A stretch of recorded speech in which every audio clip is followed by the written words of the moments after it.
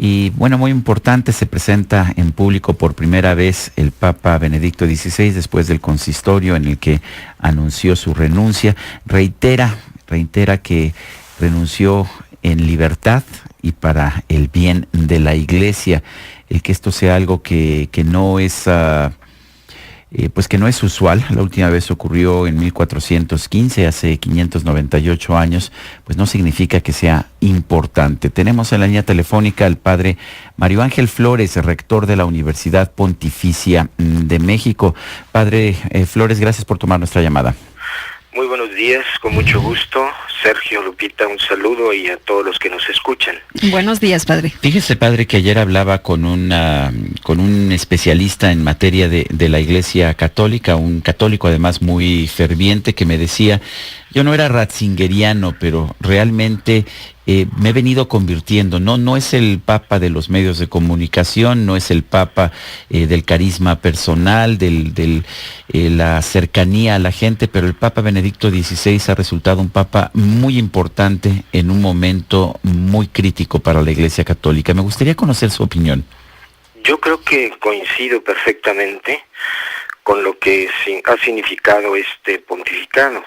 Él comenzó hace ya casi 8 años con una opinión pública en contra, digamos, porque no se le conocía a profundidad, pero a lo largo de su ministerio se ha manifestado realmente como un personaje de diálogo, de pensamiento, con mucha preocupación sobre los problemas del mundo y de la Iglesia, y ha sabido tomar decisiones en ambos campos.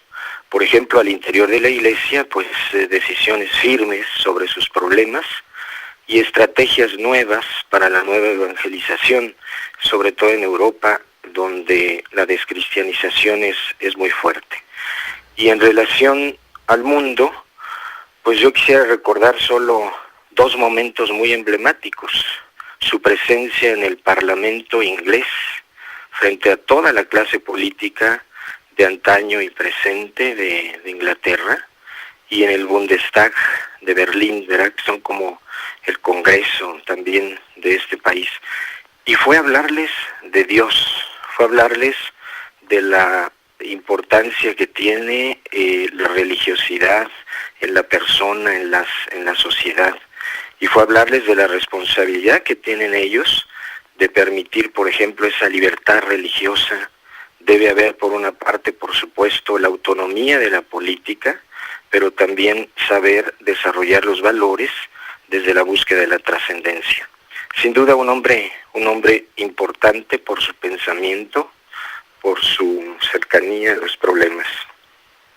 Padre, un papa en funciones se ha mencionado mucho y un papa vivo retirado. ¿Cuál será el papel de Joseph Ratzinger? Yo creo que conociéndolo a él, debo decir que tengo la oportunidad, el privilegio de formar parte de un pequeño grupo de teólogos que nos hemos reunido con él los últimos 5 años en Roma. Cada año, es decir, no durante todo el año, pero cada año para presentarle nuestros trabajos que él mismo nos pide. Conociéndolo, creo que es un hombre muy sencillo, un hombre que sabe con realismo tomar su papel, y ahora será alguien que vivirá al margen de todas las actividades de la Iglesia, vivirá dedicado a la oración, a la contemplación, y sin duda una de sus grandes pasiones va a seguir escribiendo, y a través de la escritura va a seguir enseñando, ¿verdad?, al mundo, a la Iglesia. Él ha elegido para esto un pequeño convento de vida contemplativa que está en el fondo de los jardines vaticanos, aislado de todo bullicio y de todo contacto con el mundo. Hay quien me dice, yo no soy experto en estos temas, por eso de hecho hablo con usted, que la huella como teólogo de Benedicto XVI, de Joseph Ratzinger, ha sido enorme desde el Concilio Vaticano II. Él era muy joven, pero me dicen que desde entonces ya discutía al tú por tú con los grandes teólogos del siglo XX y que ha dejado una huella importante. ¿Cuál sería esa huella y qué tan importante es esta trilogía sobre Jesús de Nazaret que publicó ya siendo Papa? Bueno, la huella, en primer lugar, la huella teológica. Él estuvo como alumno de uno de los grandes teólogos del siglo XX, un alemán, el teólogo Karl Rahner, que era de los teólogos más avanzados dentro del concilio. Joseph Ratzinger fue impulsado por él. Escribieron un par de libros juntos antes del concilio, cuando Ratzinger tendría unos 32, 33 años. Y después camina junto a otro de sus alumnos y compañeros, el famoso Hans King. Y tal vez ahí es donde podemos ver el papel de Joseph Ratzinger.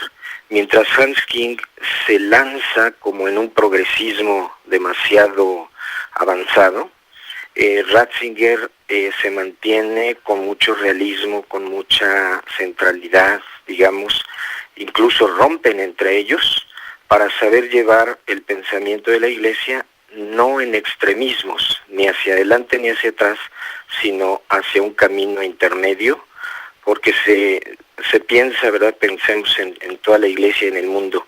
Hay quienes pueden correr muy rápido, pero hay quienes van muy despacio.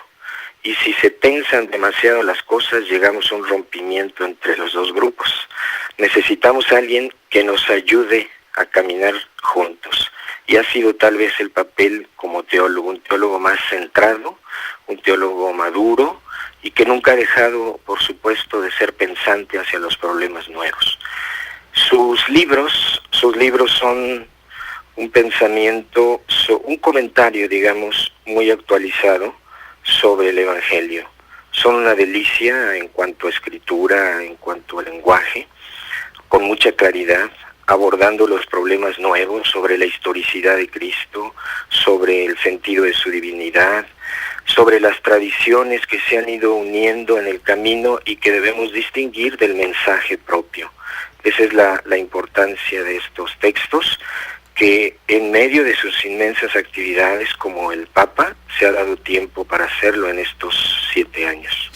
Padre, enfrentó el tema de la pederastia. Para algunos no fue suficiente y para otros pues abordó el tema al que se le había sacado la vuelta durante mucho tiempo. ¿Usted cómo ve después de esto que ha ocurrido? ¿Se abordó de una buena forma? ¿Fue un buen momento? Yo creo que se abordó perfectamente en lo que corresponde al Papa, a su tarea, a la Iglesia, a los obispos. Es decir, se quitó definitivamente aquella actitud de ocultar un problema y de enfrentar el problema. En primer lugar, son las reglas que ya se pusieron a través de él. En primer lugar, enfrentar ese problema de manera personal. En segundo lugar, estar cerca de las víctimas.